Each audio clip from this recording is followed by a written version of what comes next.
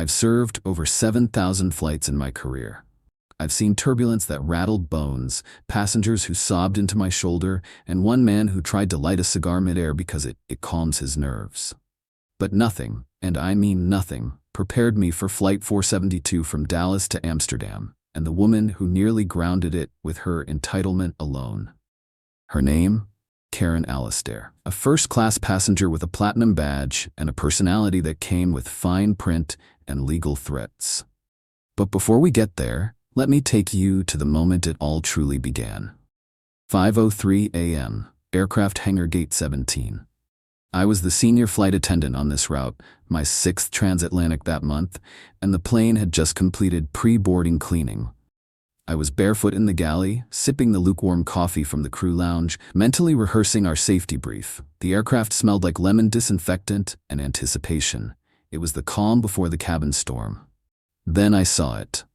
A white Louis Vuitton roller bag parked directly across the galley door. Not tucked away, not leaning casually, parked like it had claimed sovereign land on a Boeing 787. I raised an eyebrow, stepped around it, and found a small handwritten note taped to the microwave unit. This space is disruptive to the peace and quiet of premium cabin travelers. Please refrain from preparing food during quiet hours.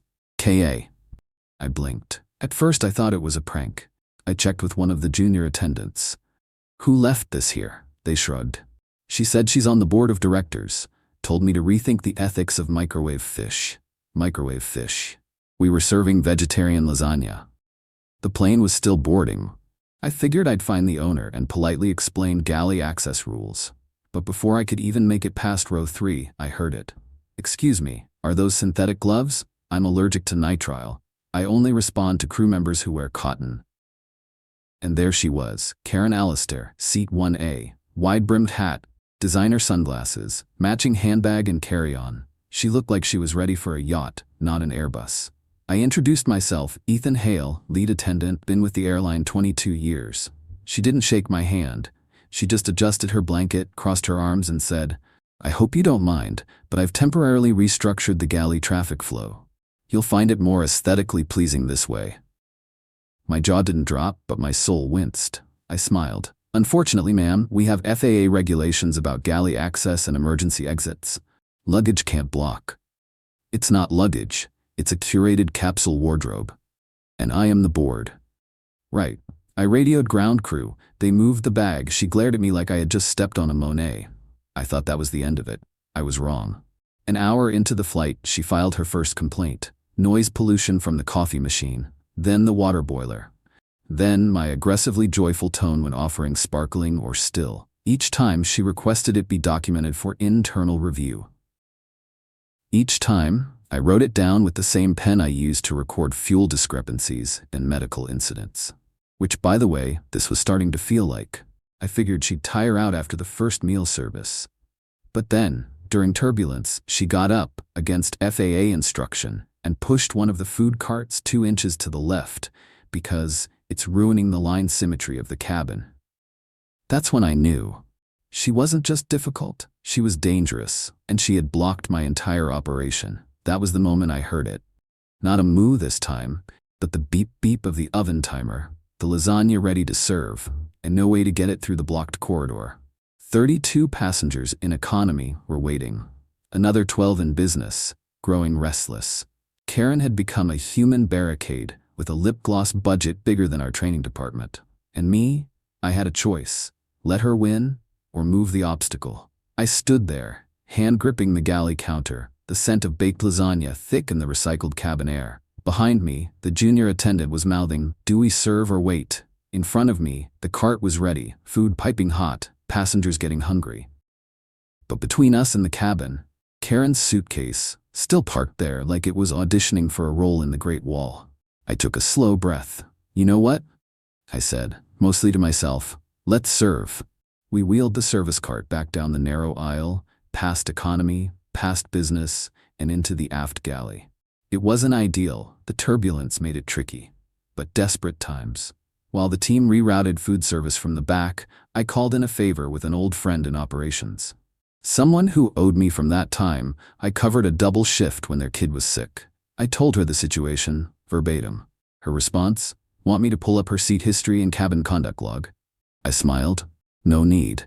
I just need permission to reassign her carry-on for operational safety.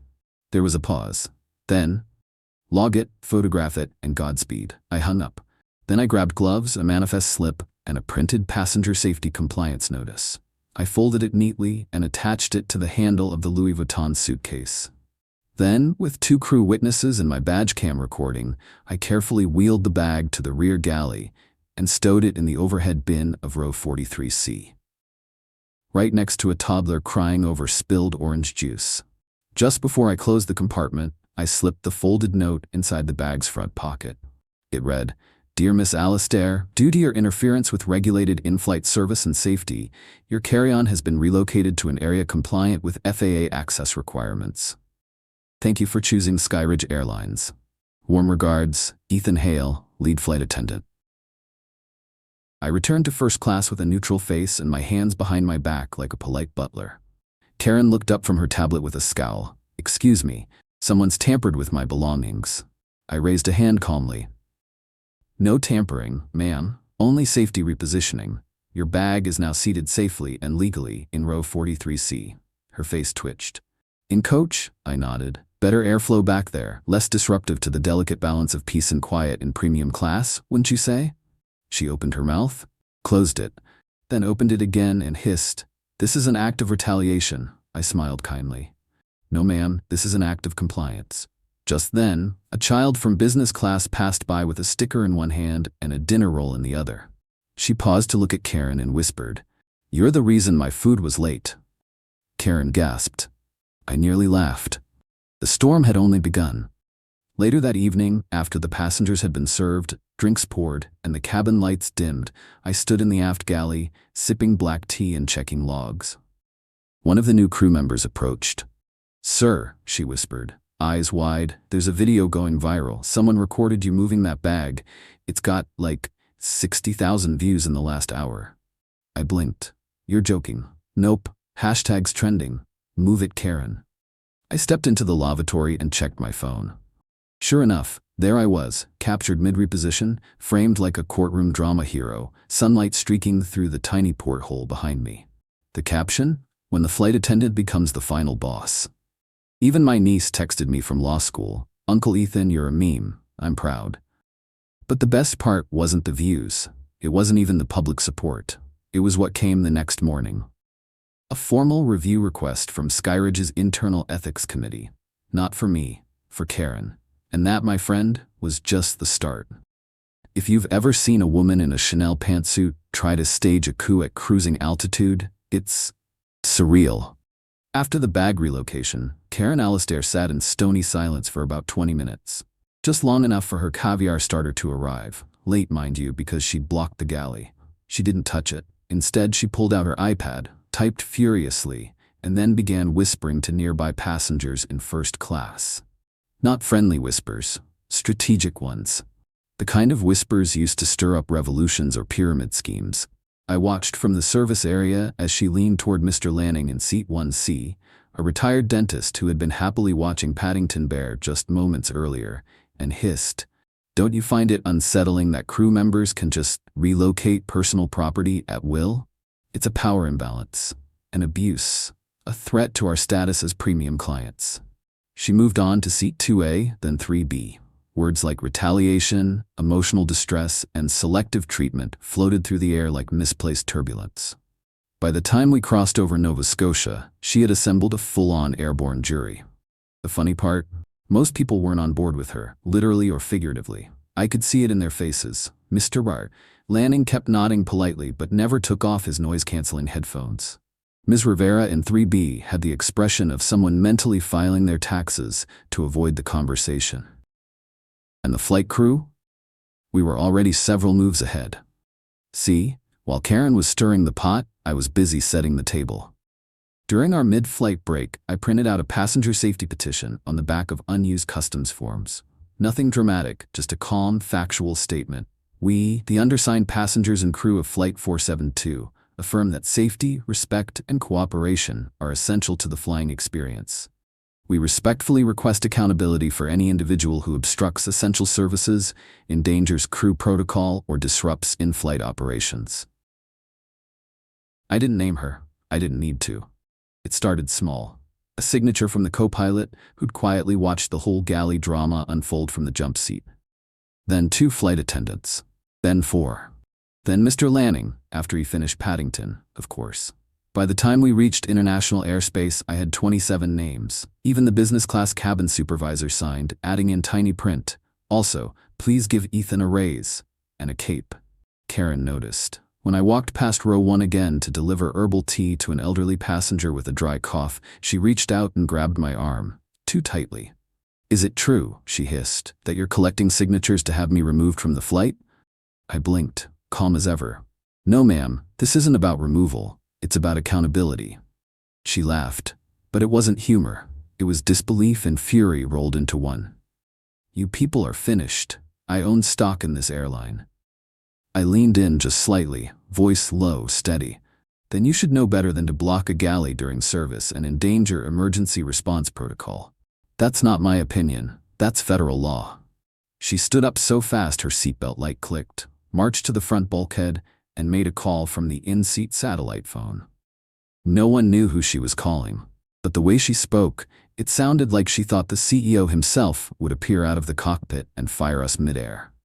10 minutes later, the cabin manager knocked on the cockpit door. Captain Yuen stepped out. And I swear to you, Karen actually clapped, like she thought he was her personal lawyer arriving to win the case. But Captain Yuen didn't even look at her. He looked straight at me and said, "Ethan, everything all right?" I nodded, handing him the signed petition. He skimmed it, then looked at Karen and said calmly, "Miss Alistair, I'd like to ask that you remain seated for the rest of the flight. You've breached 3 protocol lines and interfered with cabin operations. If you have further concerns, you can file them after landing with our legal team." Karen's jaw dropped. "You're taking his side?" Captain Yuen gave the gentlest smile I've ever seen from a man trained to land in hurricanes.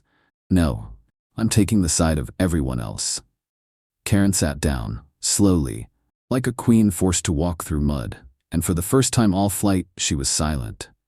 But I knew this wasn't over, not by a long shot, because some people fight with words, some with tantrums, and some, like Karen, with paperwork. And I had a feeling she was about to unleash a hurricane of the last kind. The plane touched down at Schiphol Airport just before noon, wheels skimming the runway with the kind of buttery landing that makes flight attendants exchange proud glances. The seatbelt sign dinged off, and within seconds, the hush of the descent gave way to the rustling chaos of arrival. Bags unzipping, phones reconnecting, passengers stretching like they'd just been released from cryosleep. Except for Karen. She sat stiffly in seat 1A, arms crossed, phone in hand, and fury radiating off her like a heat wave. "Ladies and gentlemen," the captain's voice came over the speakers. "Welcome to Amsterdam. For those deplaning here, please collect all your belongings. And for anyone who's had a long flight, we thank you for flying with us." He didn't mention Karen by name, but a few of the passengers looked directly at her anyway.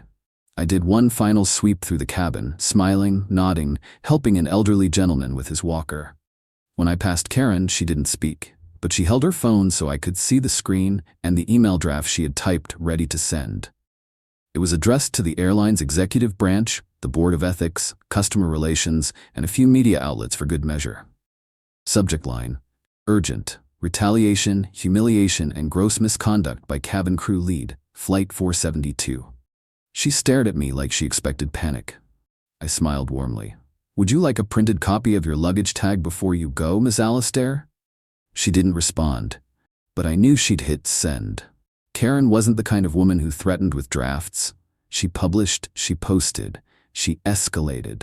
I thought that would be the end of it, but I had underestimated the ripple effect of Move It Karen. By the time I arrived at the crew hotel, my phone had exploded. The meme had gone viral. The one of me calmly wheeling her bag past a row of economy seats with the caption, "When you play stupid games, you win aisle 43C." It had over 1.2 million views. But more than that, passengers from the flight had started commenting, sharing, backing me up, posting photos of the blocked galley, quoting Karen's notes and even uploading clips of her whisper campaign in first class. One user, a travel vlogger in 2C, titled their video, "This woman tried to hijack the crew. Here's how they stopped her with tea and class." And then came the moment I wasn't expecting. An official message from Skyridge Airlines' internal communications team flagged "Urgent response requested." My hands actually shook a little. I clicked the message, but it wasn't a warning. It was an invitation.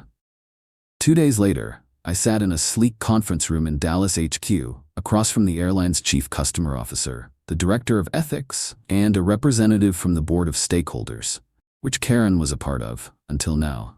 They had watched every video, read every passenger statement, interviewed the full crew. And now, they wanted my opinion. "Ethan," the ethics officer asked, "do you believe Ms. Alastair's actions endangered in-flight operations?" I didn't hesitate. "Yes," repeatedly, and willfully. He nodded. "What would you propose?" I blinked. "Well," I said slowly, "I'd recommend she fly cargo next time, but I suppose that's not on the table." They laughed. Then they handed me a copy of a decision letter. It read, "Effective immediately, Karen Alastair is suspended from all board activities, privileges, and advisory access pending further review.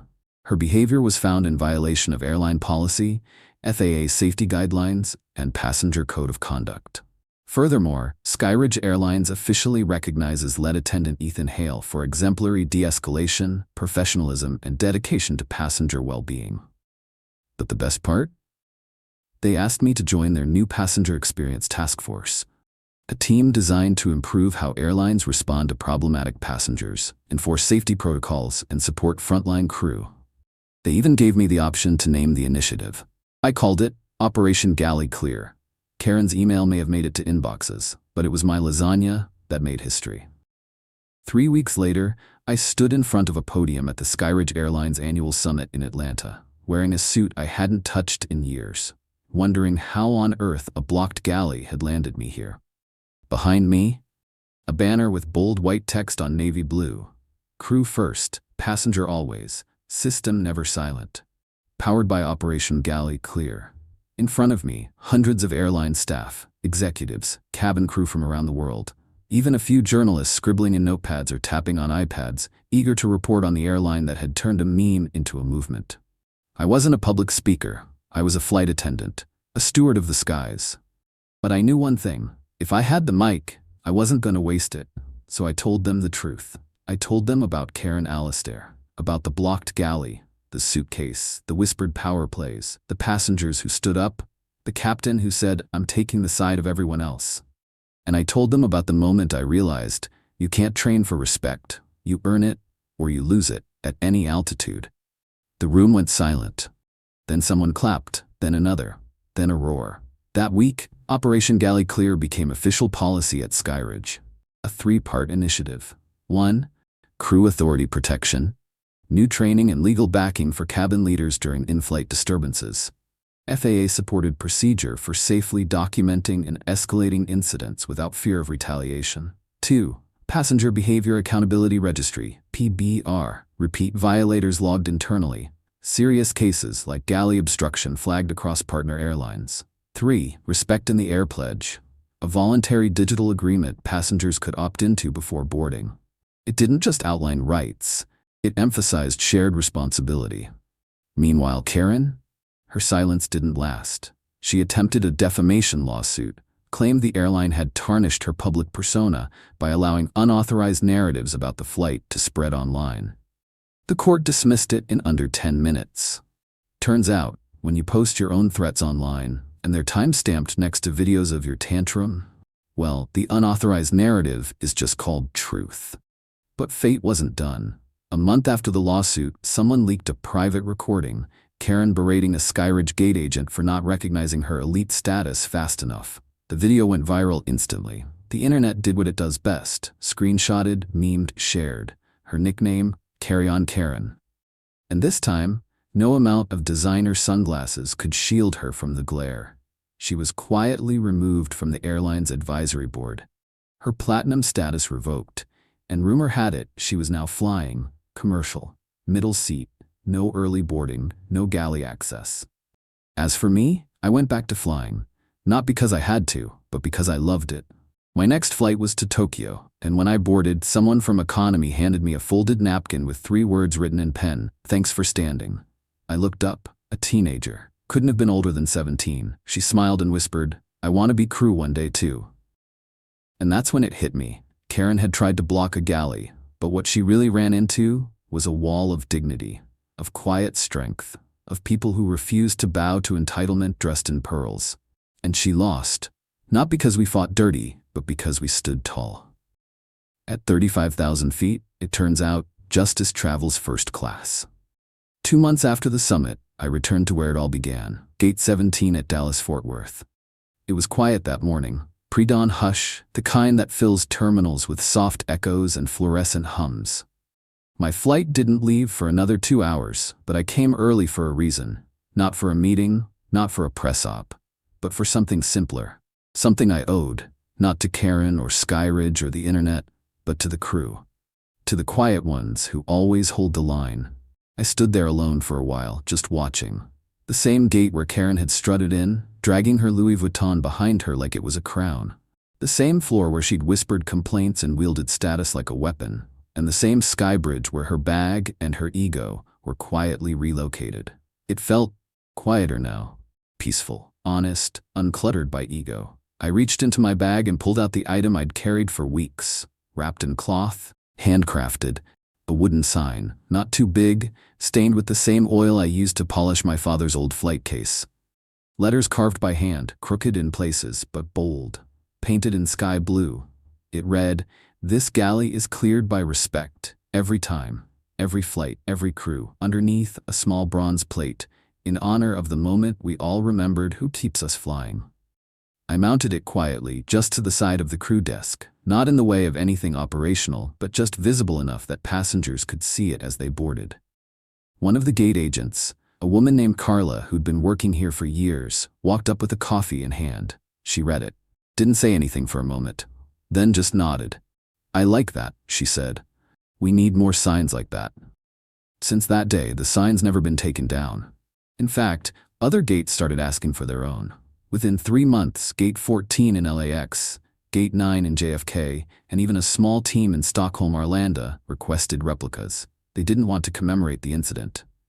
They wanted to commemorate the shift. The moment when the front line stopped being invisible.